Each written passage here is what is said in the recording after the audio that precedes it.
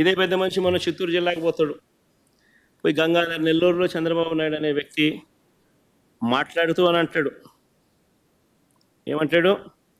వైఎస్ఆర్సీపీ వాళ్ళకు ఏ పనులు చేయొద్దు, ఏ పథకాలు ఇవ్వద్దు అని పెద్ద మనిషి చంద్రబాబు నాయుడు చెప్పుకొచ్చాడు.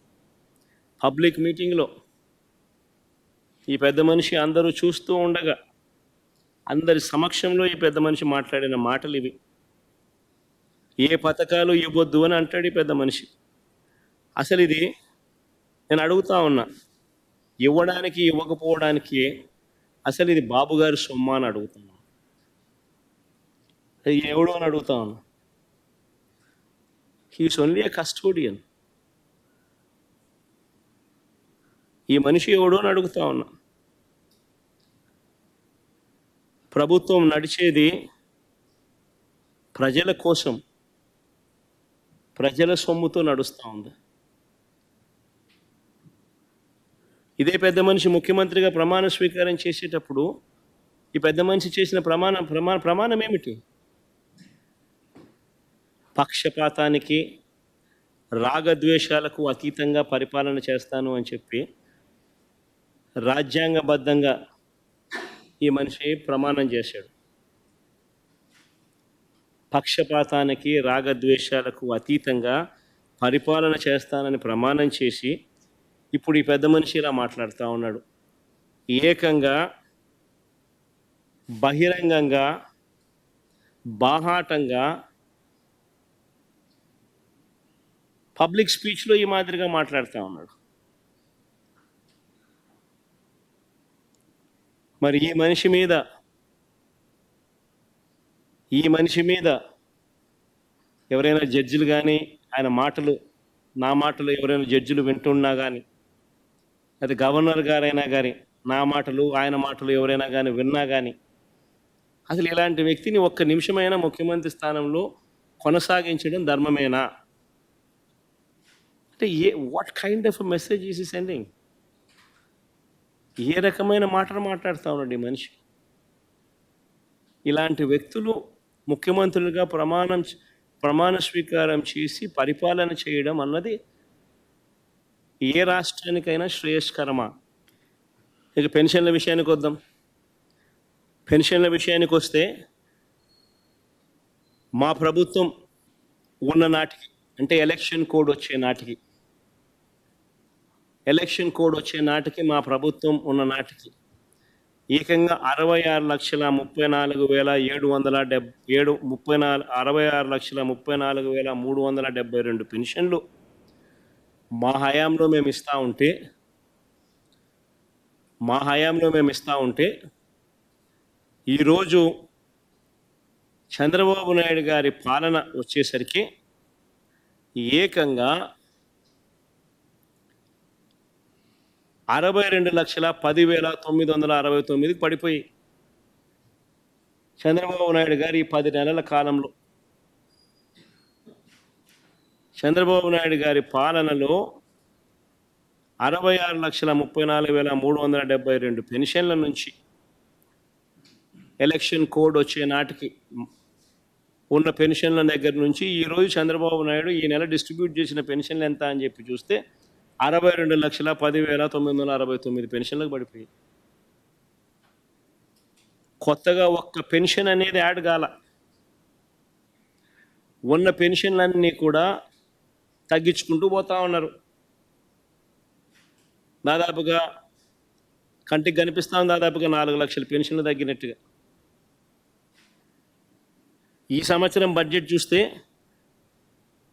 మామూలుగా పెన్షన్లకు 32,000 కోట్లు ఖర్చు చేయాలి. 66,34,372 లెక్కన బడ్జెట్ ఈ సంవత్సరం చూస్తే 27,000 కోట్లు. కృష్ణ ఉన్నాడా? ఈ 66,34,372 మీదనా, లేకపోతే 62,10,962 మీదనా ఈ 32,000 కోట్లు? 5,000 కోట్లు తగ్గింపు. పెన్షన్లు ఏదైనా పెరగాల్సింది పోయి ప్రతి సంవత్సరం, ఈ సంవత్సరం నుంచి నెక్స్ట్ ఇయర్కు పెరగాల్సింది పోయి బడ్జెట్ అలొకేషన్ తగ్గుదల కనిపిస్తూ ఉంది. ఈ చంద్రబాబు నాయుడు గారు తను చెప్పిన సరే ఈ 6 సూపర్ 6లు సూపర్ 7లు కాస్త పక్కన పెడితే మిగిలిన 143 హామీల పరిస్థితి ఏమిటి? అందులో మచ్చుకు కొన్ని చెప్తా. వాటి పరిస్థితి ఏమిటి అన్నదానికి కూడా కొద్ది గొప్ప ప్రజలకు కూడా కొద్ది గొప్ప తెలిసి ఉండాలి. కాబట్టి బీసీ ఎస్సీ మైనారిటీలకు 50 ఏళ్ళకి పెన్షన్ కట్, వాలంటీర్లకు 10,000 జీతం, అసలు 10,000 కదా దేవుడు అడుగు, ఉన్న వాలంటీరే కట్టు, పెళ్లి కానుక 1,00,000 కట్టు, పెట్రోల్ డీజిల్ ధరలు తగ్గింపు అన్నాడు. సంవత్సరం దాటింది, 10 నెలలు అయిపోయింది. ఈ సంవత్సరం కొత్త బడ్జెట్ తగ్గించే కార్యక్రమాలు ఎక్కడ కనిపించడంలో. చంద్రన్న బీమా అన్నాడు, సహజ మరణానికి 5 లక్షలు, ప్రమాదవశాత్తు మరణిస్తే 10 లక్షలు అన్నాడు, గాలికి పోయింది. డ్వాక్రా సంఘాలకు వడ్డీ లేని రుణాలు 10 లక్షల వరకు అన్నాడు. వడ్డీ లేని రుణాలు 10 లక్షల వరకు కథ దేవుడు ఎరుగు. డ్వాక్రా సంఘాలకు వడ్డీ సున్నా వడ్డీకి ఇచ్చే రుణాలు నేరుడు సంవత్సరం 950 కోట్లు పెట్టాడు బడ్జెట్. ఇచ్చింది ఎంత అని చూస్తే బోర్డు సున్నా. సున్నా వడ్డీకి ఇచ్చింది బోర్డు సున్నా. అక్క చెల్లెమ్మలకు మోసం చేస్తూ ఈ సంవత్సరం సున్నా వడ్డీ పథకానికి కేటాయింపులు ఎంత అంటే 100 కోట్లు పెట్టాడు. అంటే ఈ సంవత్సరం కూడా నేను ఇవ్వబోయేది బోర్డు సున్నా అని చెప్పి చెప్తా ఉన్నాడు. సో 10 లక్షల దాకా పెంచి సున్నా వడ్డీ ఇచ్చే కదా దేవుడు ఎరుగు. ఉన్న సున్నా వడ్డీ పథకం పూర్తిగా ఎత్తేసే కార్యక్రమం జరిగింది. ఆటో డ్రైవర్లకు, ట్యాక్సీ డ్రైవర్లకు, హెవీ లైసెన్స్ ఉన్న ప్రతి లారీ టిప్పర్ డ్రైవర్లకు ప్రతి ఏటా 15,000 ఆర్థిక సహాయం. ఒక జగన్ వాహనమిత్ర ఇస్తున్నాడు కదా, నేను కాంపిటీషన్గా 15,000 ఇస్తానని చెప్పి తీసుకొచ్చాడు ఈ పథకం. ఉన్న వాహనమిత్రకు పోయింది, పెడతానన్న 15,000 బిర్యానీ కాస్త అది మోసంగా తయారైపోయింది. ముస్లింలకు మైనారిటీ ఫైనాన్స్ కార్పొరేషన్ ద్వారా 5 లక్షల వరకు వడ్డీ లేని రుణాలు అన్నాడు. ఒక్కడికి ఇలా వడ్డీ లేని రుణాలు ముస్లిం మైనారిటీ ఫైనాన్స్ కార్పొరేషన్ ద్వారా 5 లక్షల వరకు వడ్డీ లేని రుణాలు. ఇంకా ఇలా ఎన్నో, ఇలాంటివి ఇంకా ఎన్నో. ఆ 143 ప్రామిసులు చూస్తే ఇవి కాక ఈ పెద్ద మనిషి చంద్రబాబు నాయుడు ఇంకా ఏమన్నాడో తెలుసా? ఇది వెరీ ఇంట్రెస్టింగ్. ఇదంతా మీరంతా వినాలి. ఈ 143 ప్రామిసులు కాక, ఇవి కాక చంద్రబాబు నాయుడు ఇంకా ఆయన ఏమన్నాడో ఒక్కసారి నేను ప్లే చేస్తా. ఎన్నికలప్పుడు ఒక్కసారి మీరంతా కూడా, ఎందుకంటే బాగా ఇంట్రెస్టింగ్ టాపిక్ ఇది. ఒకసారి ప్లే చేయమంట. ఈరోజు నేను ఒకటి హామీ ఇస్తున్నా, జగన్మోహన్ రెడ్డి పెట్టిన సంక్షేమ కార్యక్రమాలు ఆగిపోవు. ఇంకా మెరుగైన సంక్షేమ కార్యక్రమాలు ఇచ్చి మిమ్మల్ని ముందుకు తీసుకుపోతామని హామీ ఇస్తున్నా.